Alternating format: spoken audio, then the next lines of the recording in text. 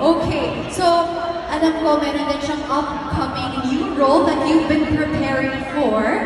I know na talagang sobrang dedicated ka pag may new role ka. Talagang inaaral mo kung ano yung role na yun and what skills that character needs, diba? So, for this upcoming new show, it's actually for your next big drama series called My Youth. You actually learned how to do floral arrangements. Is that right? Flower arrangements! Sino mahilig sa flowers? Sino ang gusto mo ng flowers from Song Joong-gi? Oh, wow. So tell us more about My Youth. Tell us about your character in this show. 네, 얼마 전에 이제 촬영을 마친 마이유스라는 드라마를 이제 올 여름에 여러분들께 인터뷰를 드릴 수 있을 것 같은데요. 말씀해주신 것처럼 플로리스트 역할을 맡았고, 그래서 굉장히 열심히 살아가는 플로리스트가 어렸을 때 좋아했던 여성을 다시 만나면서 추억을 다시 되새기는 아름다운 사랑 이야기인데요. 말씀해주셨듯이 거기서 플로리스트 역할을 맡았습니다. 기대해 주십시오. Recently lang nag-finish yung shooting sa this year, sa summer, nag-release ng itong drama na doon. Kaya abangan nyo po ang drama na doon. And yung character ko doon ay florist. Right? So, the story is about the two male and females. Talagang nagka-in-love sila. And then, nung nasa adult life na po sila, they will fall in love with each other. And yung character ko doon ay florist. Kaya abangan niyo po ang aking drama My Youth. I'm so excited for that. Parang nakaka-curious na talaga siya right now. I personally love flowers. I think lahat dito mahilig sa flowers, diba? It really brightens up your mood. And ang galing mo, I have to commend you on learning something new. There really is, joy in learning new things. And with that said, why won't we put your new skills to the test for game number 2, if you may? This is called Ready, Set, Blue. Okay. Let's go. Oh, wow. Yes, we've prepared something familiar to you, I believe, especially since lagi ka nagpa-practice, diba? Ng floral arrangement. So, ayan. Para sa mga plantita natin in the house, mahilig sa plants.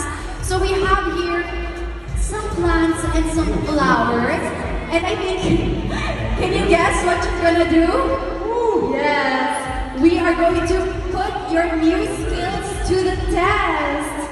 So Joong-gi, are you ready for this?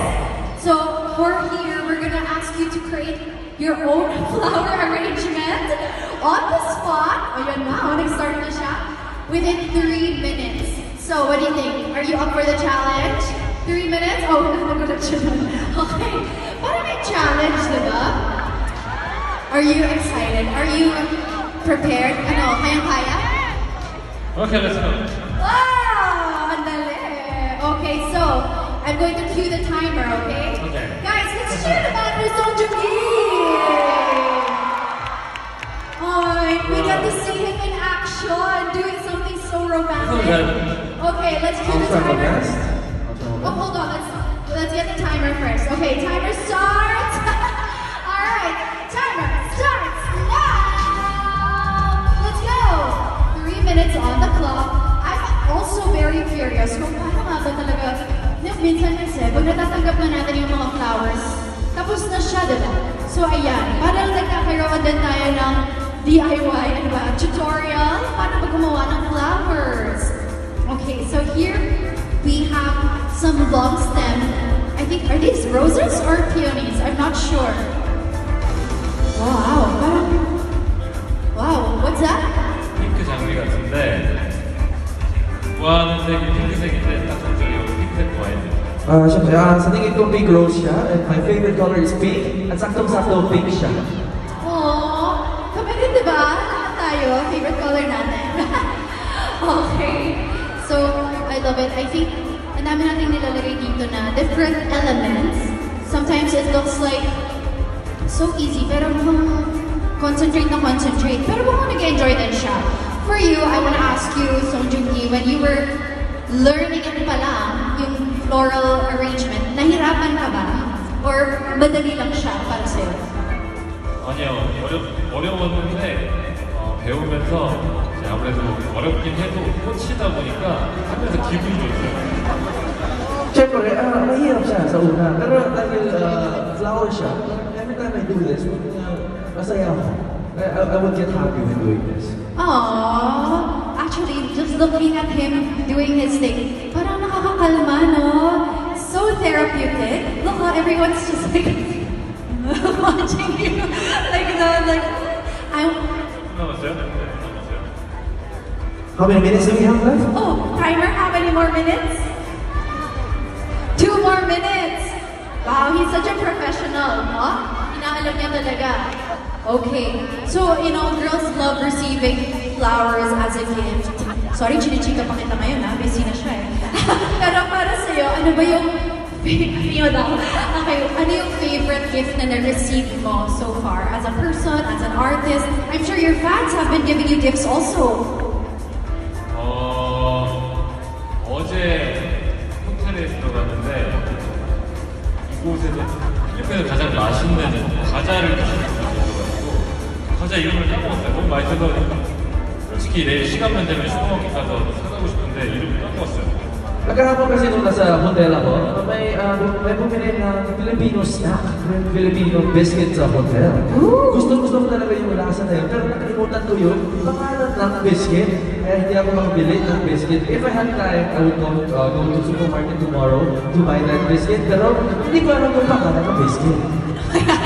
Nako, dudumugin na natin siya ng mga biscuit, no? Okay, so guys, it's super nice hearing all those fun facts. I think he's wrapping up. Kayo, kamusta naman kayo dyan? Sino kaya ang gusto makatanggap ng flowers na to? Kayo ba? Sino? Kailangan yung pinakabigo. Yung pinakabigo. Lumaban tayo. Umeffort tayo. Sino ang umeffort dito? Yung mga may props. Okay. Okay. Sino kaya tulungan? Okay, let's ask. Ano pa ba sila? Okay. Yanis! Alright. Oh, ang dami pa dyan. Okay. How many more do we have? Yung iba nakatayo na on top of the seats. Okay, 30 seconds left. Oh my gosh. Okay, ang hirap kami. Ayan, may nagbabato pa dyan. Okay. Okay. So may nagbabato. Ayan, nagbibigay ng stop to. Dali, sino ang may gusto? Sino ang may gusto? 근데 누구를 드려야 될지 너무 어려운데요. Ang hirap talaga mamili kung sino sila magbigay ng flower. Ayan.